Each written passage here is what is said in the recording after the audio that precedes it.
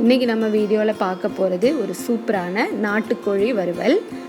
இதுக்கு நமக்கு தேவையான பொருட்கள் ஒரு 200 கிராம் அளவுக்கு வெட்டி வச்ச சின்ன வெங்காயம், ஒரு கொத்து கருவேப்பிலை, இஞ்சி பூண்டு பேஸ்ட் 1 ஸ்பூன், ஒரு பெரிய சைஸ் தக்காளி.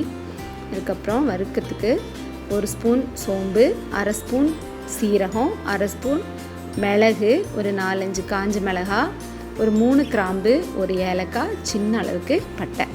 இதை நீங்கள் எண்ணெய் இல்லாமல் வாணலியில் வறுத்து அதை நைஸாக பொடி பண்ணி வச்சுக்கோங்க. அதுதான் நமக்கு மசாலா நம்ம போட போகிறோம். அதுக்கப்புறம் ஒரு ஃப்ரையிங் பேனை, ப்ரெஷர் பேனை நீங்கள் அடுப்பில் வச்சு ஆயிலை ஊற்றி ஃபஸ்ட்டு நம்ம வெங்காயத்தையும் கருவேப்பிலையும் சேர்த்து நல்ல ப்ரௌன் கலர் வர வரைக்கும் நம்ம அதையை வதக்குறோம். அது நல்லா வதங்கின உடனே இஞ்சி பூண்டு பேஸ்ட்டை சேர்த்து அதையும் நம்ம நல்லா வதக்கிடணும். அதுக்கப்புறம் தக்காளியை சேர்த்துக்கலாம். அதையும் ஒரு பாதி அளவுக்கு நம்ம வதக்கிடுறோம். அதுக்கப்புறம் 1 கிலோ அளவுக்கு நாட்டுக்கோழியை நான் சுத்தம் பண்ணி வச்சுருக்கேன். இதை நம்ம ப்ரெஷர் பேனில் போட்டுடலாம். போட்டு அந்த ஆயிலில் அது கொஞ்சம் நல்லா பரட்டி விடணும்.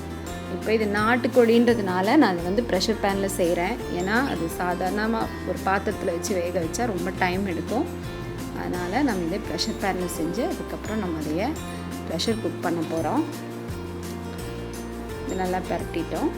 ஆயிலில் நல்லா பரண்டு வரும்போது இந்த டைமில் நம்ம 1 ஸ்பூன் அளவுக்கு மஞ்சள் பொடி, ஒரு 2 ஸ்பூன் அளவுக்கு மல்லித்தூள், நம்ம வரமிளகாய் வச்சுருக்கிறதுனால பொடி பண்ணி ஒரு 1.5 ஸ்பூன் அளவுக்கு மட்டும் மிளகாத்தூள், அதுக்கப்புறம் உப்பு சேர்த்துக்கலாம். இது எல்லாத்தையும் சேர்த்து நம்ம நல்லா ஆயிலையே நம்ம பரட்டி விடணும். பார்த்திங்கன்னா நான் சிக்கனுக்கு தண்ணியே ஊற்றலை. ஆனால் இந்த உப்பு, தக்காளி, இதில் இருக்கிற தண்ணி எல்லாமே நமக்கு போதுமாக இருக்கும்.